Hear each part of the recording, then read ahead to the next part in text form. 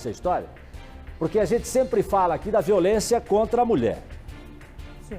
Nesse caso aqui, a mulher é a agressora. Essa história envolve paixão, grana e morte. Nós falamos de um caso que repercutiu e muito. O Balanço Geral ficou frente a frente com a mulher presa em flagrante depois de matar o ex-companheiro a tiros. Nós demos essa história ontem. O homem foi encontrado amarrado e amordaçado, só que ainda vivo. Mas os ferimentos eram muito graves e o Leandro Papesso morreu no hospital. No meio dessa treta toda, Helenise Carneiro, que admitiu o crime, ela também atirou na mulher do ex. Ela admite, tá? A mulher que trabalhava, inclusive, com o homem que morreu no açougue, no Mercadinho. Isso em Ponta Grossa, nos Campos Gerais. Aliás, foi a disputa envolvendo um outro mercado aberto por Leandro e Helenise, enquanto eles ainda moravam juntos em Piraí do Sul, também nos Campos Gerais, que pode ter desencadeado uma sequência de eventos que levaram ao crime que deixou famílias devastadas. Inclusive 2 crianças do homem que morreu. Helenise foi solta pela justiça e deu detalhes à nossa equipe sobre essa história. O Rudinei vai participar comigo aqui também. Eu quero que você acompanhe primeiro a reportagem, ponto a ponto, detalhe a detalhe. Roda. Um relacionamento que começou na internet. Foi trocando mensagens em uma rede social que Helenise Carneiro e Leandro Papesso começaram a se conhecer melhor. Separados por 60 quilômetros, à medida que o bate-papo avançava, a relação se tornava mais séria. Depois de quase um ano de namoro à distância, o casal decidiu morar juntos. Foi então que Leandro, que morava em Ponta Grossa, optou por vir morar em Piraí do Sul, onde a ex-companheira é enfermeira concursada. Só que o namoro aqui durou apenas 4 meses, mais especificamente até fevereiro deste ano, quando Helenise registrou um boletim de ocorrência contra Leandro após uma possível tentativa de agressão. Foi na delegacia também que ela teve acesso ao aparelho celular do companheiro. E lá tinham supostas mensagens trocadas entre Leandro e um matador de aluguel. No arquivo em que a enfermeira enviou à nossa equipe, a suposta mensagem enviada por Leandro diz o seguinte: opa, bom, preciso que dê cabo da mulher. Rápido, tem como? Não posso ligar. A mensagem que recebemos está incompleta. Helenise justificou que, por segurança e com medo, não enviou todos os arquivos. Após o término do namoro, teve início uma nova briga, agora na esfera judicial. Leandro entrou com uma ação requerendo parte dos bens que teriam sido adquiridos pelo casal. A justiça deferiu ao meu cliente o direito a R$102 mil e 50% do lucro líquido do mercado até o deslinde da ação principal, mais o rolamento de alguns bens pessoais e a partilha do patrimônio comum que foi amelhado durante a constância da união. Paralelo a este processo, Rogério, amigo de Leandro, moveu outra ação contra Helenise por uma dívida que seria referente à entrada da venda deste imóvel no bairro Santa Paula, em Ponta Grossa, onde o amigo mantinha o mercadinho. Os 300 mil entrou em minha conta e no mesmo dia que entrou esse dinheiro, ela me falou: manda para mim esse dinheiro na minha conta para eu fazer uma movimentação na minha conta e com isso eu consigo fazer um empréstimo com o meu gerente e devolvo o dinheiro integralmente para você. O que não aconteceu, nem os 300 mil, que na verdade não era 300, mandei 250 mil para ela, e nem os 120 mil da entrada. Por esta ação de Rogério, a enfermeira teve uma casa e um carro penhorado para pagar a dívida com o rapaz. Conseguimos a penhora de um carro no valor de 37 mil, 35, 37 mil mais ou menos, e um imóvel na faixa aí de 100 a 120 mil reais também. No dia seguinte, ao ser notificada da penhora dos bens, Helenise foi até Ponta Grossa.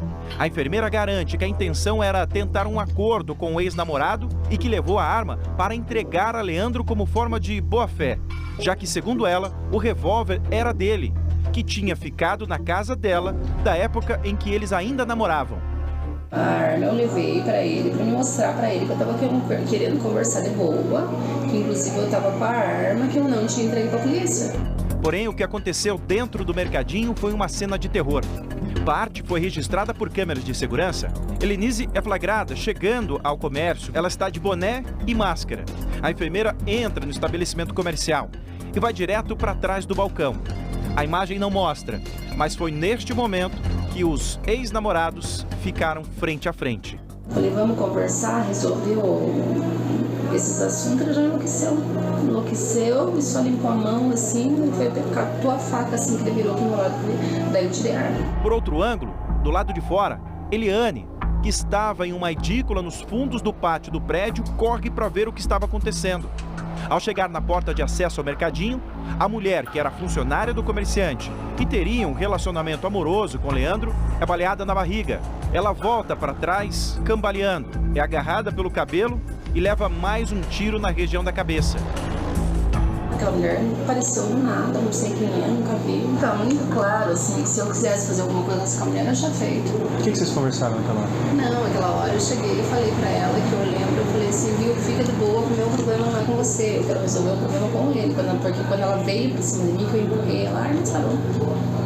Eu não tirei nada. Mesmo assim, ela veio pra cima de novo, que daí eu joguei ela de novo e daí fui e conversei com ela. Fica de boa aí, que o meu problema não é com você.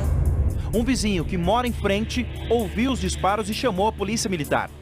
Quando os policiais chegaram até aquele local, essa porta de aço pesada estava trancada pelo lado de dentro. Mas os PMs perceberam que lá dentro tinha uma movimentação, que tinha uma discussão. Eles então pediram para que Helenise abrisse a porta. Ela não fez. Os policiais então vieram até aqui atrás desse móvel, onde tem janelas de vidro. Eles então quebraram uma janela para poder acessar o interior do imóvel. Foi quando ouviram mais um disparo. Instantes depois, a porta se abre e Helenise sai com a arma na mão e toda suja de sangue. Quando os policiais tiveram acesso então ao Leandro, que estava atrás do balcão, perceberam que, além de ferido, ele estava com as mãos e os pés amarrados e ainda amordaçado. Questionada sobre a situação com que o comerciante estava, a mulher não soube explicar aos policiais. Em depoimento, ela também optou pelo silêncio. Consta que no momento da chegada da equipe, o senhor Leandro estava com as mãos amarradas e amordaçado. A senhora acabou sendo presa e trazida aqui para a delegacia. A senhora quer me falar o que aconteceu ou prefere ficar em silêncio e falar só com o juiz? Não, presidente. Ok. A senhora está machucada? Só pensamento. Mas em off, para a nossa equipe, ela deu detalhes sobre este momento. Depois que eu atirei ele grudou na minha perna e ele estava procurando alguma coisa ali mesmo e eu tenho certeza que tinha uma arma ali atrás. E o meu medo era que enquanto eu estava vendo, cuidando da mulher lá, ele achasse uma arma ali e me atirasse. Leandro chegou a ser socorrido, mas morreu 2 dias após o atentado. O laudo apontou 4 perfurações, 2 na cabeça e 2 no abdômen. Ele deixou 2 filhos pequenos que moravam na mesma rua em que o pai tinha o comércio. O dono do mercadinho não tinha familiares em Ponta Grossa. O corpo foi levado para o interior de São Paulo, onde foi enterrado. Eliane foi socorrida em estado grave, mas está se recuperando. Ele era um excelente pai, cumpria as visitas. As crianças têm muito apego. Estão sofrendo demais com isso. Apesar de ter sido presa em flagrante, Helenise Carneiro ficou detida apenas 2 dias. A promotoria pediu a prisão preventiva dela, que inicialmente foi decretada pelo juiz. Porém, após a defesa entrar com 3 pedidos de revogação, a enfermeira foi solta. O Poder Judiciário entendeu que ela teria filhos menores de idade, seria primária, teria residência fixa e seria uma servidora concursada. Fatos esses que pesariam a favor desta mulher. Parece que não caiu a ficha. A gente sai aqui na rua, ainda parece que a gente vai ver o açougue aberto, a gente vai dar de cara com ele por ali. Ainda está muito recente, a gente ainda não está conseguindo lidar com isso. Não sei se a justiça foi falha nessa questão ou se eles vão rever isso, mas hoje o que mais confortaria seria ela estar presa novamente.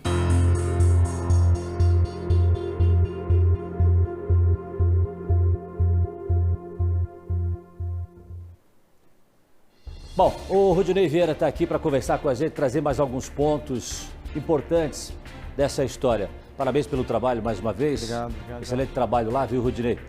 Você e também o nosso Nilson Machado, né, que trabalharam, fizeram essa viagem e foram até lá para trazer essa história para a gente aqui da vida real. História da vida real. Que história, gente, que história. Pergunto para você que esteve frente a frente com ela. Te pareceu uma mulher fria, calculista, uma mulher irada, uma mulher com raiva do que aconteceu com ela, do que poderia acontecer, se tinha alguma coisa que podia acontecer, o que te pareceu? Bom, vamos lá, Jasso. Boa tarde para você, boa tarde para todo mundo acompanhando aqui o Balanço Geral, doutora Márcia. Eu estive frente a frente com a Helenise por quase 1 hora. Ela me recebeu no mercado em Piraí do Sul, onde ela teria, então, montado esse estabelecimento comercial junto com o Leandro, na época que eles ainda namoravam e até moravam juntos. Ela me recebeu no escritório, conversamos, como eu disse, por quase 1 hora. Em alguns momentos ali da nossa conversa, viu, Jasso? Em vários momentos, aliás, ela chorou. E chorou copiosamente, chorou muito. Mas sempre que ela chorava, era quando ela falava do relacionamento dela com o Leandro, quando eles ainda moravam juntos. Porque o que ela quis, pelo menos, passar para mim, que ela vivia um relacionamento abusivo, que ela sofria ameaças, que ela sofria agressões, que o Leandro era um homem violento, ela sempre frisava isso durante a conversa. E ela chegou a registrar algum boletim, Esse é o ponto. Eu questionei ela justamente por isso. Vocês ficaram 4 meses juntos, mas vocês tiveram um relacionamento anterior ali, mesmo à distância, vocês se viam regularmente. Você já tinha percebido que ele poderia ser um homem agressivo. Por que somente então quando deu todo esse imbróglio financeiro, porque isso já começou ali quando eles já estavam no finalzinho do relacionamento, que você decidiu então fazer esse registro do boletim de ocorrência? Ali no início de fevereiro, eles tiveram essa briga, ela fez um boletim de ocorrência contra ele com uma possível tentativa de agressão, ela me relatou, ele não chegou a agredi-la porque ela conseguiu correr. Então ela fez esse registro do boletim de ocorrência e ele foi preso em flagrante por Maria da Penha. Inclusive, olha que curioso, viu, Jasson? Ontem, conversando com o advogado que representava o Leandro nessas ações judiciais contra a Helenise, ele levantou um fato curioso. Esse caso, nós estamos mostrando as imagens aí da Helenise no mercadinho ali em Ponta Grossa, aconteceu no dia seguinte, quando ela foi então notificada que ela teria os bens penhorados. E curiosamente, 2 semanas antes da audiência sobre o boletim de ocorrência que ela fez em fevereiro de Maria da Penha. Eles tinham uma audiência marcada. Também 2 semanas, aliás, aconteceria agora, né, na próxima semana. Não vai acontecer porque, enfim, o Leandro acabou perdendo a vida nesse fato terrível aí que a gente mostrou. Agora, é curioso como eles se conheceram, né? Foram 4 meses de relacionamento e tudo aconteceu muito rápido. Passaram a se relacionar, viraram sócios, viraram parceiros dos negócios, tudo assim de uma hora para outra. E é interessante a gente trazer aqui porque o relacionamento começa. Helenise e Leandro se conhecendo pela internet. Depois, então, eles começam a namorar. E aí ela conhece o Rogério, amigo do Leandro. E o Rogério, ele tinha esse imóvel em Ponta Grossa, onde o Leandro montou esse mercadinho. E aí ela faz uma proposta para o Rogério, olha, eu compro essa casa sua. Eu perguntei para ela por que ela quis comprar, ela falou assim, não, porque eu tenho filhos e tudo mais, eu queria deixar esse bem para eles. Ela diz o seguinte para o Rogério, eu vou fazer o financiamento, te pago 300 mil e 120 eu te dou em dinheiro, que seria o sinal, ou seja, a entrada.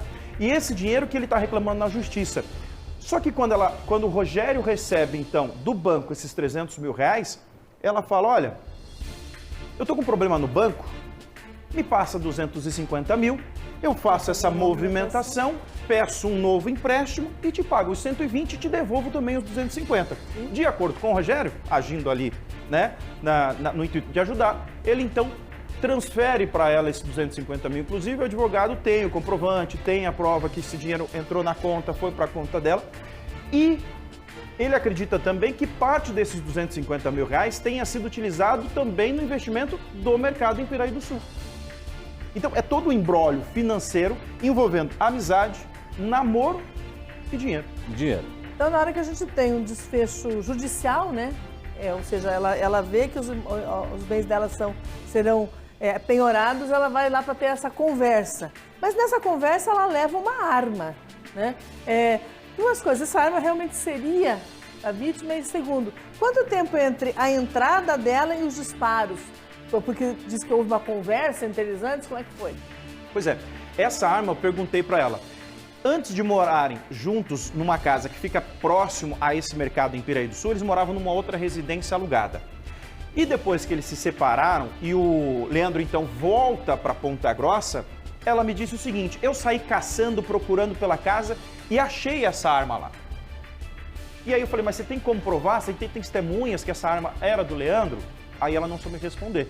Porque ela fala que acha essa arma e guarda essa arma durante meses. Essa arma estava em poder dela, pelo que ela me disse, durante meses, porque foi logo depois que eles separaram, ela procura nessa outra casa, encontra essa arma e fica com ela guardada.